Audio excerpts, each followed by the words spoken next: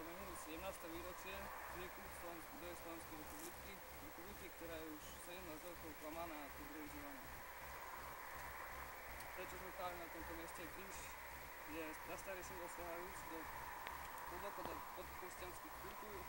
Môj kríž zdôrazňuje dvojazyčné symboliky jednoduchého kríža, dolný kríž symbolizuje utrpenie a smrť, tým horný kríž symbolizuje skresenie na nič.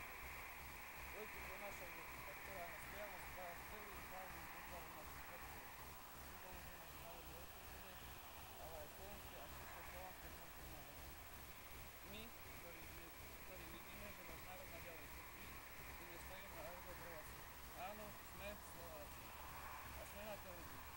Ako to prehlasovali množstvo osobností našej histórie ako Ľudovít Štýr, Andrej Lerka, Dr. Jozef Tiso a mnoho iných hrdinov nášho národa, ktorí obetovali svoje životy pre nás, naše deti, potomkov. Preto aj my musíme chrániť to, čo je našu domovinu, kultúru, zvyky, tradície. Naša myšlienka vedie k vytvoreniu suverénneho slovenského štátu. Čomu nás predovšetkým vedie láska k vlasti, národu a tá nás potvrdzuje a dodáva nám silu na ceste, ktorú musíme voľniť. Jedinú správnu cestu. Teraz si poprosím prekladu niečo pozbírať. Kamaráti, kamarátky, na stráž. Stráž. Nedá sa ďakovať za počet účastníkov na tejto akcii, ale za účasť. Za to, že sa stále nájdú ľudia, ktorí sa postavia v boji za svoj národ, ktorý je okupovaný bolševikmi a sionistami. Je zbytočné viesť dlhé prejavy, preto vám prehovorím v krátkosti. Boj za národ odnáša mnoho nepekných vecí, ktoré sa často stávajú realitou, než iba konšpiračnými teóriami. Typu čo keby náhodou a tak ďalej. Je to krutá realita, ktorá odrádza mnoho našich spolubojovníkov. To, že dostanete na nejakej demonstrácii alebo pietnej spomienke bitku od policajtov, je síce brutálna realita, no aj tak to nemôže odradiť pravého nacionalistu, ktorý si za svojím presvedčením stojí aj za cenu smrti. Preto vás, vážení spolubojovníci a spolubojovníčky, chcem vyzvať.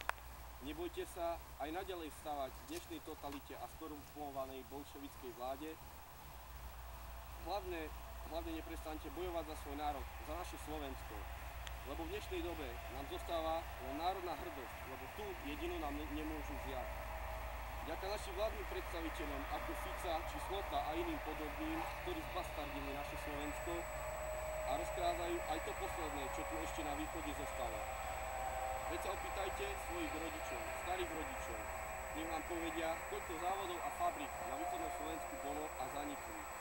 Ako napríklad Košické mliekárne, Humenský chemlón alebo Trebišovský cukrovár a iné závody či fabriky. Ďalším problémom, ktorý je nutné pripomenúť a stále pripomínať, je cigánska kriminalita, a to nie len na východe, ale aj na celom Slovensku. Kto za to môže? No predsa naša vláda, ktorej sa tento problém v ďalekej Bratislave netýka a ignoruje ho. Im nezáleží na vás, na vašom pokojnom živote.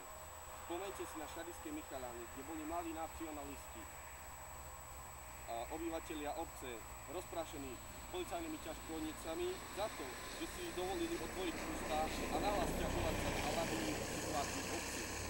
Ďalšie policajné manévre na nespokojných Slovákov sa uskutočnili v Krompáchoch, Bánovciach, Nušti a iných okresoch.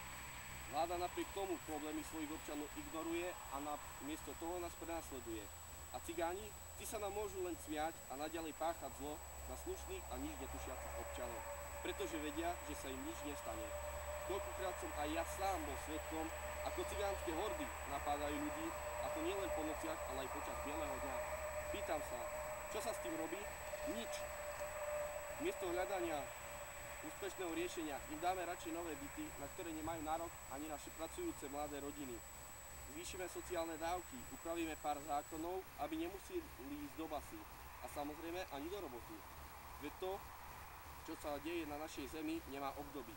Keď cigán kradne na poli, je to len trestný čin. Keď kradne v záhradke, je to priestupok voči zákonu.